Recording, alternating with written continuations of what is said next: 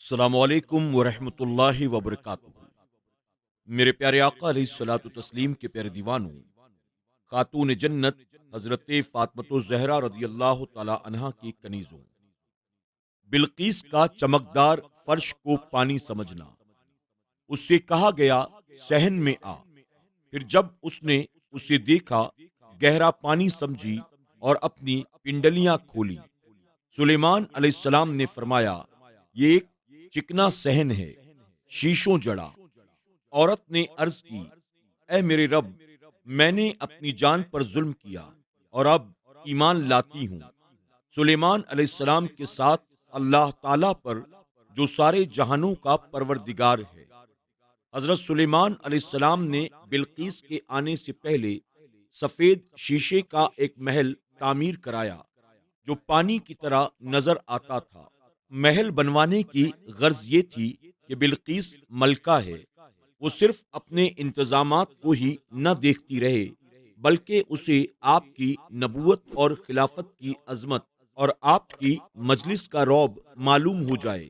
اس بلورین فرش کے نیچے پانی اور مچھلیاں بھی تھیں۔ آپ کا تخت اس کے درمیان تھا۔ جب اسے کہا گیا کہ اس محل میں داخل ہو جاؤ اور تخت پر چل کر بیٹھ جاؤ، تو اس نے فرش کو پانی سمجھ کر پنڈلیوں سے کپڑا اوپر چڑھایا، تو آپ نے فرمایا، یہ تو بلور کا بنا ہوا فرش ہے، پانی نہیں۔ تو اسے جلدی ہی اپنی غلطی کا احساس ہوا اور سلیمان علیہ السلام کی عظمت، نبوت اور نورانیت نے ایسا اثر کیا کہ برملا کہنے لگی، میں نے آج تک اپنی عمر گنوا دی، اپنی جان پر کفریہ عقائد کے مظالم ڈھاتی رہی، اب تو سلیمان علیہ السلام کے ساتھ اللہ تعالیٰ پر ایمان لاتی ہوں۔ اس طرح بلقیس کو دولت ایمان نصیب ہوئی۔ تنبیہ: یہ جو مشہور ہے کہ بعض مفسرین نے بھی تحریر کیا ہے کہ آپ کو خبر کیا گیا کہ بلقیس ویسے تو خوبصورت ہے لیکن اس کی پنڈلیاں بدصورت ہیں، گدھے کے کھروں کی طرح، یا بعض نے کہا کہ آپ علیہ السلام کو بتایا گیا تھا کہ اس کی پنڈلیوں پر بال ہیں، تو آپ علیہ السلام نے اس کی پنڈلیوں کو دیکھنے کے لیے ایسا فرش بنایا تھا۔ یہ درست نہیں، نبی کی شان عظمت کے سراسر خلاف ہے۔ اسی کے متعلق علامہ رازی رحمۃ اللہ تعالی علیہ فرماتے ہیں، شیشے کا محل چمکدار فرش بچھانے کا مقصد فقط مجلس کو بارعب بنانا اور اظہار عظمت تھا۔ بلقیس کا پنڈلیوں کو ننگا کرنا اس کی اپنی غلط فہمی کی وجہ سے تھا۔ اس نے چمکدار صحن کو پانی سمجھا اور اپنی پنڈلیوں سے کپڑا اوپر کر لیا، گویا کہ وہ پانی سے گزرنا چاہتی ہے۔ یہ واقعہ بالکل اسی قسم کا ہے جیسے حضرت عامر بن سعد رضی اللہ تعالی عنہ اپنے باپ سے روایت کرتے ہیں، بے شک نبی کریم صلی اللہ علیہ وسلم نے ان کے لیے اپنے ماں باپ کو جمع کیا۔ مشرکوں میں سے ایک شخص نے مسلمانوں کو جلا کر رکھ دیا، یعنی اس کے ہاتھوں مسلمان بہت تنگ آ چکے تھے۔ تو نبی کریم صلی اللہ علیہ وسلم نے فرمایا، میرے ماں باپ تم پر قربان ہوں، اسے تیر مارو۔ ماں باپ کو جمع کرنے کا یہی معنی ہے۔ وہ کہتے ہیں، میں نے اپنا تیر نکالا، حالانکہ اس میں لوہے کی نوک نہیں تھی، میں نے وہی اس کے پہلو پر گاڑ دیا، وہ گرا، اس کا سطر کھل گیا، وہ ننگا ہو گیا۔ نبی کریم صلی اللہ علیہ وسلم اسے دیکھ کر ہنسے، یہاں تک کہ آپ کی داڑھیں مجھے نظر آنے لگی۔ اس حدیث کے ماتحت علامہ نووی تحریر فرماتے ہیں، نبی کریم صلی اللہ علیہ وسلم کے ہنسنے کی وجہ حضرت سعد کا دشمن کو قتل کرنا ہے۔ آپ اس کے ننگے ننگیز کو دیکھ کر نہیں ہنسے تھے۔ کسی کے ننگے ننگیز کو دیکھ کر ہنسنا نبی کی شان کے لائق نہیں، نہ ہی آپ صلی اللہ علیہ وسلم نے ایسا کبھی کیا۔ حضرت سلیمان علیہ السلام نے بھی ایسا کوئی ارادہ نہیں فرمایا کہ آپ نے غیر محرم عورت کی ننگی پنڈلیاں دیکھی۔ غیر یقینی واقعات: کچھ واقعات جو حضرت سلیمان علیہ السلام کی طرف منسوب ہیں، ان کو نقل کرنے کے بعد علامہ آلوسی رحمۃ اللہ تعالی علیہ فرماتے ہیں، یہ جتنی خبریں بھی ہیں ان کے صحیح ہونے یا جھوٹا ہونے میں کچھ پتہ نہیں۔ ممکن ہے کہ بعض واقعات جھوٹے ہوں جن کی طرف دل مائل ہوتا ہے۔ اللہ تعالیٰ ہی حقیقت حال بہتر جانتا ہے۔ وہ واقعات جن پر یقین نہیں کیا گیا انہیں روح المعانی میں اس طرح نقل کیا گیا ہے۔ بلقیس نے حضرت سلیمان علیہ السلام کی طرف غلام اور لونڈیاں بھیجی۔ غلاموں کو زنانہ لباس پہنایا گیا، ان کے ہاتھوں میں کنگن اور کانوں میں بالیاں پہنائی گئیں، اور لونڈیوں کو مردانہ لباس پہنایا گیا۔ انہیں ہدایت دی گئی کہ غلاموں کو عورتوں کی طرح کلام کرنا ہے اور لونڈیوں کو مردوں کی طرح، اور ساتھ ہی یہ بھی کہا کہ سلیمان علیہ السلام کو کہنا اگر تم نبی ہو تو غلاموں اور لونڈیوں میں فرق کر کے دکھاؤ اور بتاؤ کون غلام ہیں اور کون لونڈیاں۔ ایک اس نے موتی دیا جس میں سوراخ نہیں تھا۔ اس کے متعلق کہا گیا کہ سلیمان علیہ السلام کو کہنا اگر تم نبی ہو تو اس میں سوراخ کر دو، اور یہ کام انسانوں اور جنوں سے نہیں کرانا۔ اور ایک موتی دیا جس میں سوراخ ٹیڑھا تھا۔ اس کے متعلق یہ کہہ کر بھیجا کہ اس میں دھاگا ڈال دو، اور بھیجے ہوئے قاصد کو کہا کہ دیکھنا اگر وہ شخص تمہیں جواب سخت کلامی تند مزاجی سے دے تو وہ بادشاہ ہوگا، اس سے ڈرنا نہیں، میں اس پر غالب آ جاؤں گی۔ اور اگر وہ شخص خوش اخلاقی، نرم مزاجی، لطافت طبع، نرم گوئی سے جواب دے تو سمجھنا کہ وہ اللہ کا نبی ہے، پھر اس کی بات کو غور سے سننا اور سمجھنا۔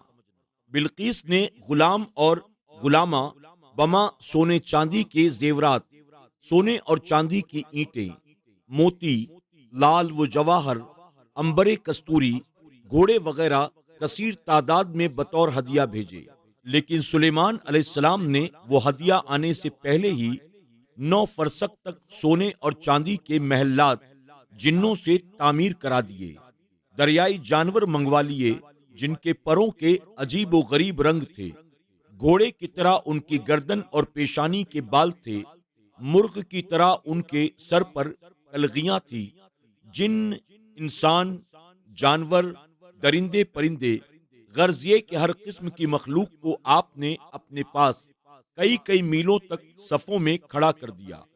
ہدیہ لانے والوں نے یہ منظر دیکھ کر اپنے ہدیے کو حقیر سمجھا۔ سلیمان علیہ السلام نے خوش طبعی سے ان سے ملاقات کی۔ اس نے بلقیس کا خط آپ کی خدمت میں پیش کیا۔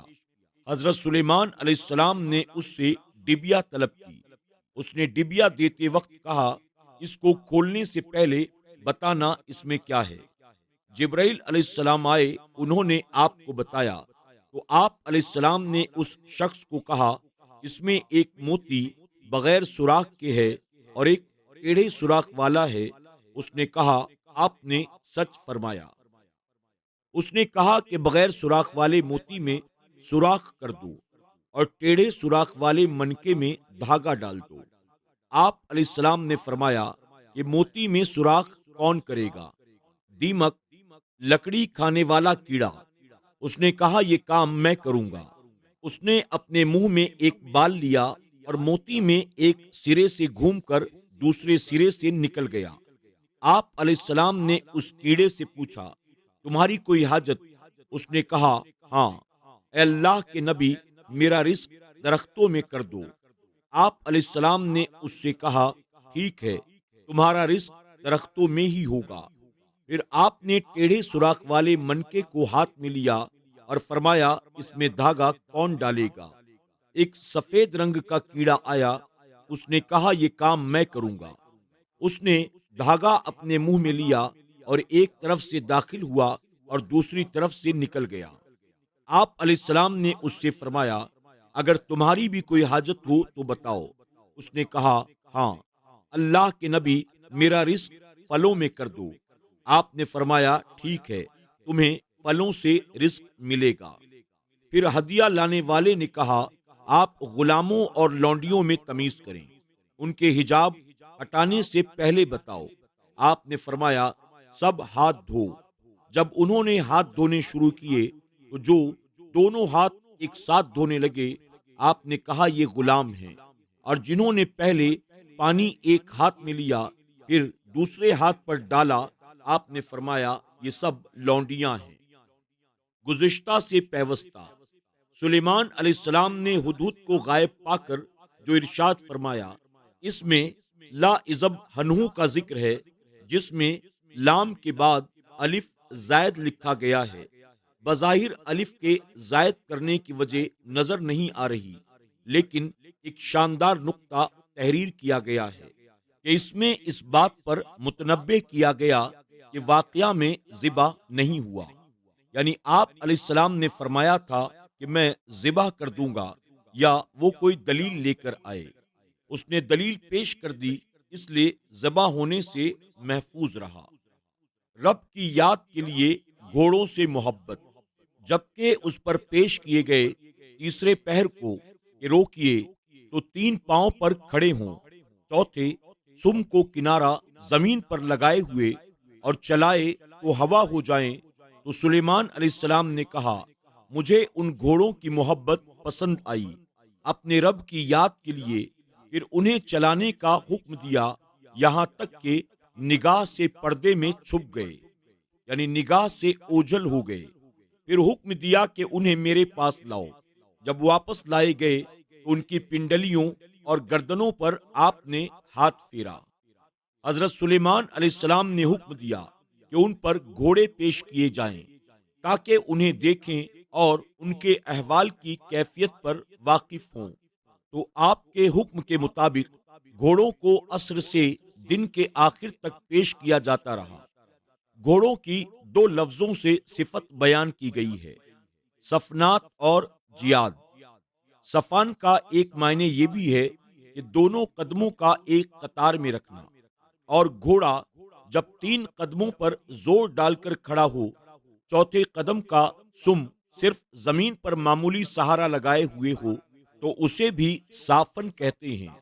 مقصد بیان یہ ہے کہ وہ ایسے گھوڑے تھے جب انہیں کھڑا کیا جاتا تو نہایت آرام سکون سے کھڑے ہو جاتے۔ جیاد تیز گھوڑوں کو کہا جاتا ہے، یعنی جب وہ چلتے ہیں تو ہوا کی طرح تیز چلتے ہیں، لیکن ان کی تیز رفتاری ایسی نہیں ہوتی کہ سوار کو گرا دیں، بلکہ تیز رفتاری میں بھی سوار کو سکون حاصل رہتا ہے۔ آپ نے کہا مجھے ان گھوڑوں کی محبت پسند آئی اپنے رب کی یاد کے لیے۔ علامہ رازی رحمۃ اللہ تعالی علیہ اس تفسیر میں فرماتے ہیں، یعنی مجھے ان گھوڑوں کی اتنی شدید محبت دنیاوی خواہشات و لذات کی وجہ سے نہیں، بلکہ صرف اللہ تعالیٰ کے حکم اور اس کی یاد کی وجہ سے ہے۔ جس طرح قرآن پاک میں گھوڑوں کو جہاد کے لیے پالنے کا حکم اور تعریف کو ذکر کیا گیا ہے، اسی طرح توریت میں بھی ذکر کیا گیا تھا۔ آپ علیہ السلام گھوڑوں کو صرف اللہ تعالیٰ کی رضامندی کے لیے دیکھ رہے تھے، اور اس سے رب اور اس کے حکم کی یاد حاصل ہو رہی تھی۔ جب ایک مرتبہ گھوڑوں کو آپ کے سامنے گزار دیا گیا اور وہ آپ کی نگاہ سے اوجھل ہو گئے، تو آپ نے پھر انہیں لوٹ کر آنے کا حکم دیا۔ جب بھی آپ کے قریب سے گھوڑے گزارے جاتے تو آپ ان سے ازروئے محبت ان کی پنڈلیوں اور گردنوں پر ہاتھ پھیرتے، اور ساتھ ہی ساتھ اپنی امت کو اپنے اس فعل سے یہ تعلیم دے رہے تھے کہ حاکم وقت کو اکثر کام اپنے ہاتھ ہی سے سر انجام دینے چاہیے، اور وجہ یہ بھی تھی کہ آپ کو گھوڑوں کے امراض کا علم بھی حاصل تھا۔ آپ اس وجہ سے بھی ان پر ہاتھ پھیر رہے تھے کہ گھوڑوں کے احوال، امراض، عیوب دیکھیں کہ کسی میں کوئی نقص تو نہیں، اگر ہو تو اس کا علاج کیا جائے۔ علامہ رازی نے یہ تفسیر بیان کرنے کے بعد فرمایا، یہ تفسیر جو ہم نے ذکر کی ہے قرآن پاک کے الفاظ مبارکہ کے مطابق یہی ہے، اور ہم پر یہ لازم نہیں کہ ایسے واقعات کو بیان کریں جو درست نہیں ہیں۔ ایک مشہور لیکن غیر معتبر واقعہ، اسی آیت کریمہ کی تفسیر میں بعض حضرات نے بیان کیا ہے کہ حضرت سلیمان علیہ السلام پر گھوڑے پیش کیے جاتے رہے، یہاں تک کہ سورج غروب ہو گیا۔ آپ کی عصر کی نماز فوت ہو گئی، آپ نے حکم دیا کہ گھوڑوں کو مجھ پر واپس لوٹایا جائے۔ جب گھوڑے آپ پر واپس لوٹائے گئے تو آپ نے ان کی ٹانگیں کٹوا دی، گردنیں اڑا دیں کہ یہ میری نماز کے فوت ہونے کا سبب بنے ہیں۔ علامہ راضی رحمت اللہ تعالی علیہ نے اسے رد کرتے ہوئے فرمایا کہ اگر یہ مان لیا جائے تو اللہ تعالیٰ کے اس ارشاد مجھے ان گھوڑوں کی محبت پسند آئی اپنے رب کی یاد کے لیے اس کے خلاف ہے، کیونکہ جب آپ کو گھوڑوں سے محبت اللہ تعالیٰ کی یاد کے لیے تھی تو نماز آپ کو کبھی نہیں بھول سکتی تھی، اور نہ ہی آپ اللہ تعالیٰ کی یاد کو چھوڑ سکتے تھے۔ نیز اس میں کئی خرابیاں لازم آتی ہیں۔ معنی یہ لیا جائے کہ آپ نے تلوار سے ان کی پنڈلیوں اور گردنوں کو کاٹا تو پھر وضو کے حکم میں رب کے ارشاد میں بھی معنی یہ نہیں ہوگا کہ تم اپنے سروں کا مسح کرو، بلکہ یہ معنی کرنا پڑے گا کہ تم اپنے سروں کو تلواروں سے کاٹو۔ کیا یہ معنی کوئی عقل مند تسلیم کر سکتا ہے؟ نہیں، ہرگز نہیں۔ یقیناً جب یہ معنی غلط ہے تو حضرت سلیمان علیہ السلام کی طرف بھی اس قسم کا مطلب منسوب کرنا بھی غلط ہے، اور اس میں کئی خرابیاں یہ لازم آئیں گی کہ سلیمان علیہ السلام نے نماز چھوڑ دی اور آپ پر دنیا کی محبت غالب آ گئی تھی کہ آپ گھوڑوں کو دیکھتے رہے، نماز کے تارک چھوڑنے والے بن گئے، حالانکہ نبی کریم صلی اللہ علیہ وسلم نے ارشاد فرمایا دنیا کی محبت ہر قسم کے گناہوں کی اصل ہے۔ اللہ تعالی کے متعلق یہ گمان کرنا کیسے صحیح ہو سکتا ہے؟ پھر آپ سے معاذ اللہ نماز چھوڑنے کا عظیم گناہ سرزد ہوا تھا تو آپ کو توبہ کرنی چاہیے تھی۔ جہاد والے گھوڑوں کی گردنیں اڑانے کا کیا مقصد تھا؟ پھر اگر مان یہ لیا جائے کہ آپ نے رب کو کہا کہ مجھ پر سورج کو واپس لوٹایا جائے تو یہ اور ہی بہت بڑی خرابی کا باعث بنے گا۔ ادھر نماز چھوڑنے کا گناہ، ادھر توبہ کے بجائے رب کو حکم دینا، در حقیقت رب کی شان میں گستاخی، اور اس کا صیغہ بھی یہ معنی کو رد کر رہا ہے کہ اللہ تعالیٰ نے نبی کریم صلی اللہ علیہ وسلم کو فرمایا ہمارے بندے داؤد کو یاد کرو۔ اس کے بعد آپ کے بیٹے سلیمان علیہ السلام کا ذکر فرمایا، گویا کہ رب تعالیٰ نے یوں ارشاد فرمایا ہے اے محمد صلی اللہ علیہ وسلم، یہ کفار جو آپ سے کہتے ہیں اس پر صبر کیجئے اور ہمارے بندے سلیمان کو یاد کرو۔ اب اس کے بعد اگر واقعہ اس طرح بیان کیا جائے جس سے پتہ چلے کہ سلیمان علیہ السلام اچھے اعمال، اچھے اخلاق کے مالک تھے اور اللہ تعالیٰ کی اطاعت کرنے والے تھے، دنیا کی خواہشات و لذات سے دور تھے، تو کلام کا کوئی مقصد نکل سکتا ہے کہ رب نے حضور اکرم صلی اللہ علیہ وسلم کو آپ کی یہ صفات بتا کر تسلی دی، اور اگر یہ بیان کیا جائے کہ آپ دنیا کی محبت کی وجہ سے نماز چھوڑ کر عظیم گناہوں کے مرتکب ہو جاتے تھے تو کلام کا مقصد ہی فوت ہو جائے گا۔ معاذ اللہ، کیا حضور اکرم صلی اللہ علیہ وسلم کو یہ کہا گیا کہ آپ بھی ایسا ہی کریں؟ علامہ راضی نے اس مشہور واقعے کو بڑی تفصیل سے رد کیا اور آخر میں فرمایا میں لوگوں پر بہت بڑا تعجب کرتے ہوئے یہ کہتا ہوں کہ انہوں نے یہ کمزور وجوہ کیسے تسلیم کر لی تھی جس کو عقل بھی نہیں مانتی اور شریعت کے بھی خلاف ہے۔ سلیمان علیہ السلام کا انشاءاللہ کہنا بھول جانا، اور بے شک ہم نے سلیمان علیہ السلام کو جانچا اور اس کے تخت پر ایک بے جان بدن ڈال دیا، پھر رجوع لایا۔ اس آیت کریمہ کی تفسیر میں محققین، مفسرین اکرام نے اس واقعے کو نقل کیا ہے جو رسول اللہ صلی اللہ علیہ وسلم کا ارشاد گرامی بخاری اور مسلم شریف میں روایت کیا گیا ہے۔ رسول اکرم صلی اللہ علیہ وسلم نے فرمایا حضرت سلیمان علیہ السلام نے کہا میں آج رات 70 عورتوں سے جمع کروں گا، آپ کی شریعت میں 4 سے زیادہ نکاح کرنا منع نہیں تھا۔ ہر عورت سے ایک بچہ پیدا ہوگا جو بہت بڑا شہ سوار ہوگا اور اللہ تعالی کی راہ میں جہاد کرے گا۔ آپ علیہ السلام نے انشاءاللہ نہ کہا۔ آپ نے 70 عورتوں سے جمع کیا، لیکن کوئی بھی عورت حاملہ نہ ہوئی سوائے ایک عورت کے۔ اس کا بچہ بھی نامکمل بے جان پیدا ہوا۔ خیال رہے کہ مسلم میں 70 عورتوں کا ذکر ہے اور بخاری شریف میں 40 عورتوں کا ذکر ہے۔ نیز یہ بھی روایت میں آیا کہ آپ کو فرشتوں نے کہا کہو، لیکن آپ نے نہ کہا۔ آپ کا نہ کہنا بھول کر تھا یا قصدن تھا، کسی صورت میں بھی گناہ نہیں، کیونکہ فرشتوں کے حکم کا ماننا آپ پر کوئی فرض نہیں تھا۔ فرشتے کے کہنے پر آپ کا انشاءاللہ نہ کہنا زیادہ سے زیادہ ترک اولا یعنی بہتر کام کو چھوڑنا پایا گیا۔ اسے گناہ نہیں کہا جا سکتا، اگرچہ انبیاء اکرام کے ترک اولا کو بھی ذنب سے تعبیر کیا جاتا ہے۔ جسم سے مراد وہی نامکمل بے جان بچہ ہے، اور کرسی پر ڈالنے کا مطلب یہ ہے کہ دایا نے وہ بچہ لا کر اس کے تخت یا کرسی پر ایک بے جان جسم ڈال دیا۔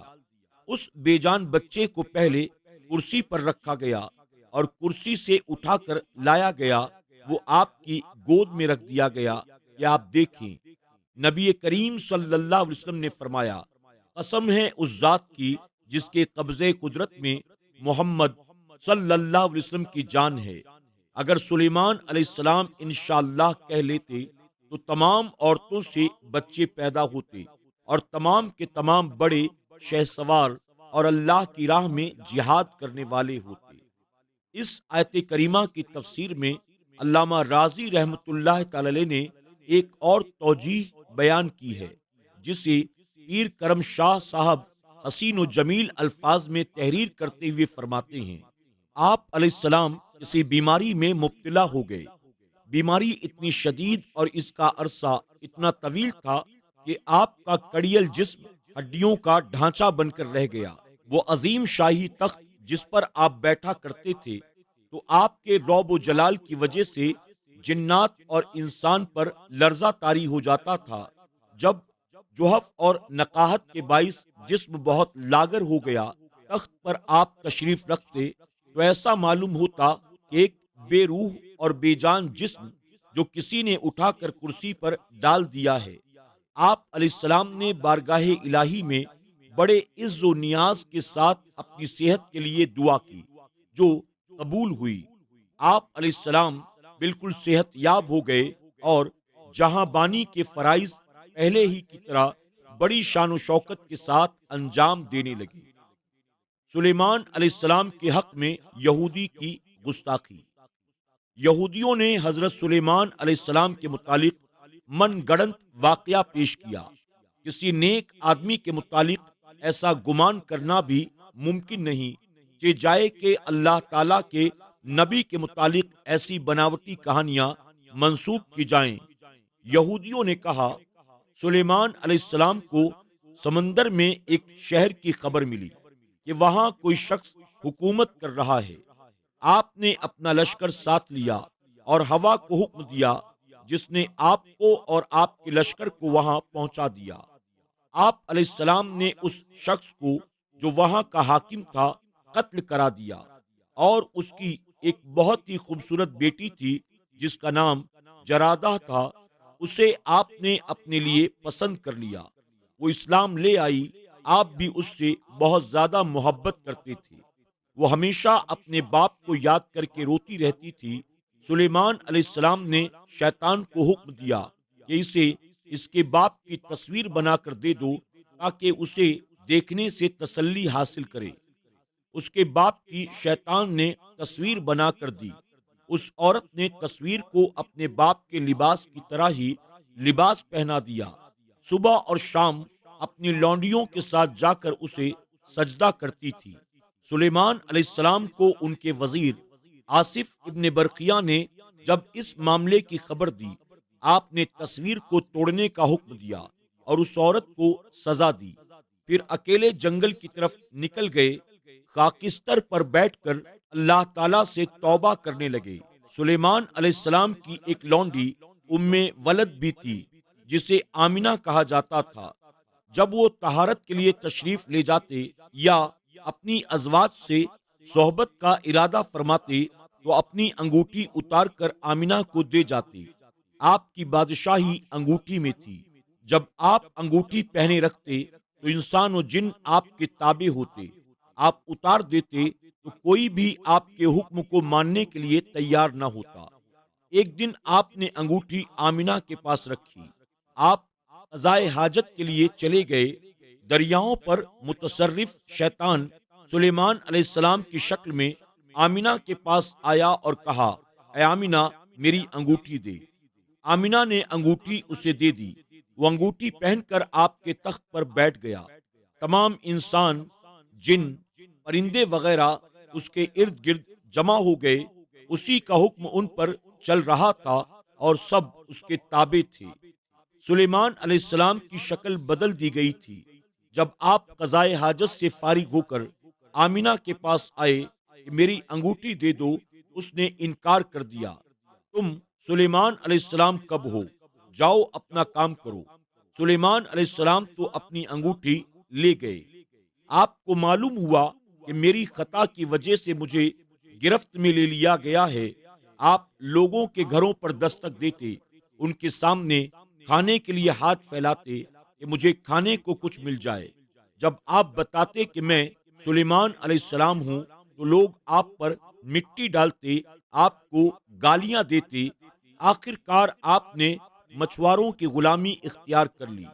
ان کی مچھلیاں ایک جگہ سے اٹھا کر دوسری جگہ پہنچاتے۔ وہ آپ کو 2 مچھلیاں ہر روز دیتے تھے۔ آپ اسی سے گزر اوقات کرتے رہے۔ 40 دن اسی حال میں گزر گئے، کیونکہ 40 دن آپ کے گھر بت پرستی ہوتی رہی تھی۔ جب آپ کے 40 دن گزر گئے، ادھر آصف اور بنی اسرائیل کے بڑے بڑے لیڈروں نے شیطان کا حکم ماننے سے انکار کر دیا۔ شیطان آپ کے تخت کو چھوڑ کر چلا گیا اور انگوٹھی کو دریا میں ڈال دیا۔ اس کو ایک مچھلی نے نگل لیا۔ مچھلی جب آپ کے ہاتھ میں آئی، آپ نے اس کے پیٹ کو چاک کیا تو آپ کی انگوٹھی مل گئی۔ آپ نے انگوٹھی پہن لی اور آپ کو حکومت واپس مل گئی۔ آپ نے سجدہ شکر ادا کیا۔ علامہ رازی رحمت اللہ تعالی علیہ نے اسے بہت شدت اور تفصیل سے رد کیا اور فرمایا، یقیناً یہ جان لو کہ یہ محققین کے نزدیک لغو و باطل کلام ہے۔ اس قسم کا معاملہ شیطان علماء سے بھی نہیں کر سکتا، انبیاء اکرام سے کیسے کر سکتا ہے؟ نیز اللہ تعالیٰ کی حکمت کے خلاف ہے کہ وہ شیطان کو سلیمان علیہ السلام کی ازواج پر مسلط کرتا اور حضرت سلیمان علیہ السلام کی صورت کو بدل دینا، یہ ساری چیزیں لغویات ہیں۔